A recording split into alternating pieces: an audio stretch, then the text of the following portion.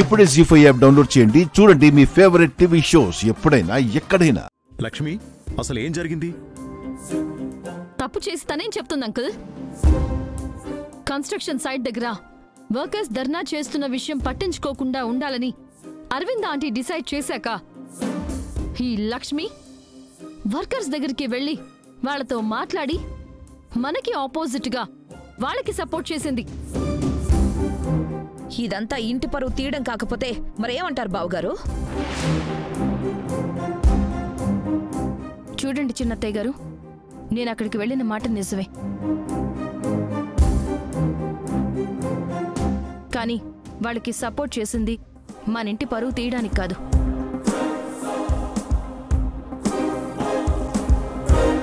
వాళ్లతో స్నేహంగా మాట్లాడి అసలు సమస్య ఏంటో తెలుసుకునే ప్రయత్నం చేశాను. బిజినెస్ విషయాలు నీకెందుకు లక్ష్మి?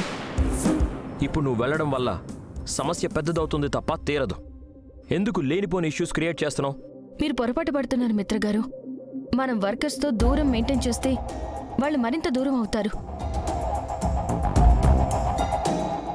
మధ్యవర్తుల వల్ల సమస్యలు పెరుగుతాయే తప్ప పరిష్కారం కావు.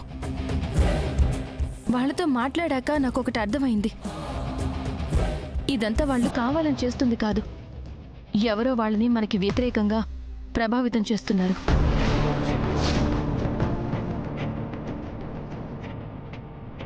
అలా అని నువ్వెలా చెప్పగలవా?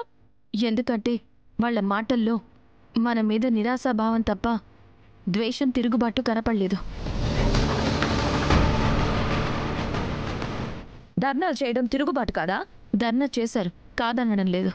కానీ నిండుకుండ పాలని వెరచడానికి ఒక్క ఉప్పు కణిక చాలు అన్నట్టు వాళ్ళలో ఎవరో ఒక్కరే వాళ్ళని మిస్గైడ్ చేస్తున్నారు.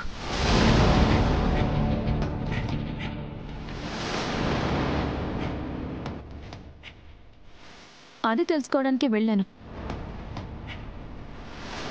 ఎందుకంటే రాజుకి తెలియని నిజాలు, పరిపాలనా లోపాలు ప్రజలకి తెలుస్తాయి కాబట్టి.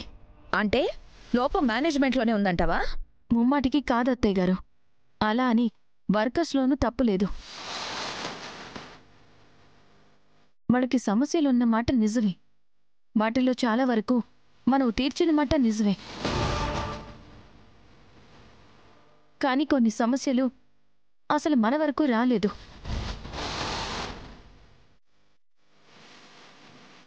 అవే ఈ అపార్థాలకి, గొడవలకి కారణమయ్యాయి. నువ్వేదో పెద్ద కేస్ స్టడీ చేసినట్టు రిపోర్ట్ ఇవ్వకు.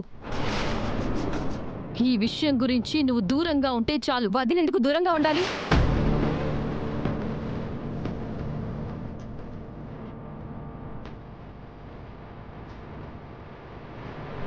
వర్కర్స్ దగ్గరికి వెళ్ళి ఇంత ఇన్ఫర్మేషన్ గ్యాదర్ చేసింది.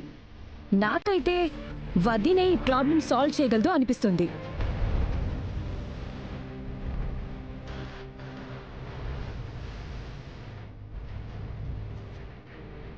ఇంట్లో కూర్చుని వాళ్ళేం చేస్తారో చేయని అని ఉండడం కంటే వదిన్లా ఒక స్టెప్ ముందుకేసి ప్రాబ్లం సాల్వ్ చేయడానికి ట్రై చేయడమే కరెక్ట్.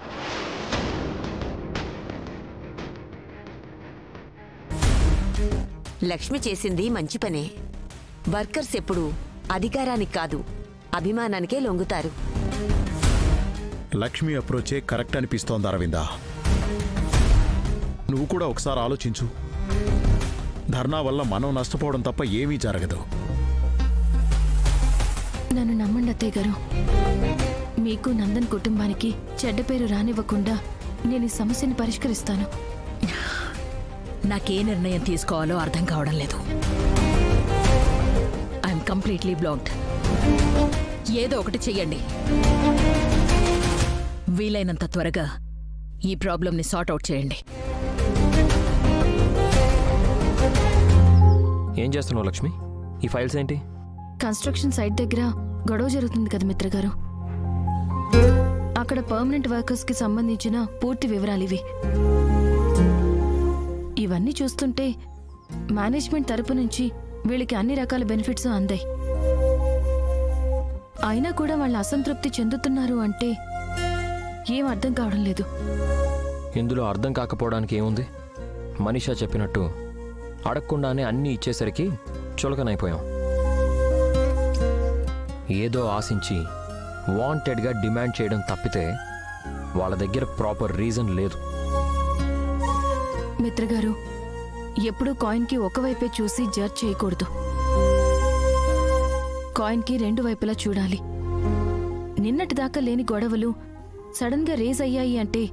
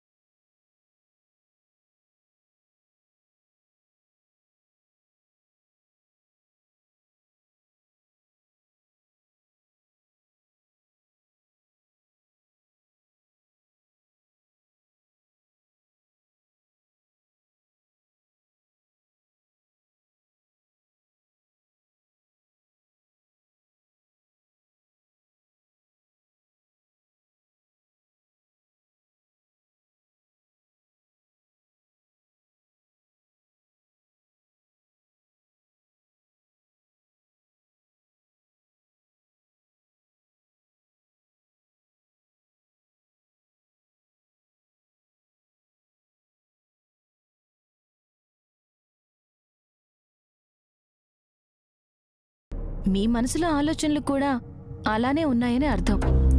చాలే, ఇక్కడ టాపిక్ వర్కర్స్ చేస్తున్న ప్రాబ్లం గురించి, మన ప్రాబ్లం గురించి కాదు. మన టాపిక్ తీసుకొచ్చింది మీరు, నేను కాదు. దీన్నే గుమ్మడికాయల దొంగ ఎవరు అంటే భుజాలు తడుముకోవడం అంటారు. వాట్? ఏం లేదు మిత్రగారు, వర్కర్ స్ట్రైక్ ఎలా ఆపాలా అని ఆలోచిస్తున్నాను. అది కూడా వాళ్ళు హర్ట్ అవ్వకుండా మంచి పద్ధతిలో జరగాలి. నువ్వెంత మంచి చేద్దామని చూసినా వర్కర్స్ ఏం వినరు.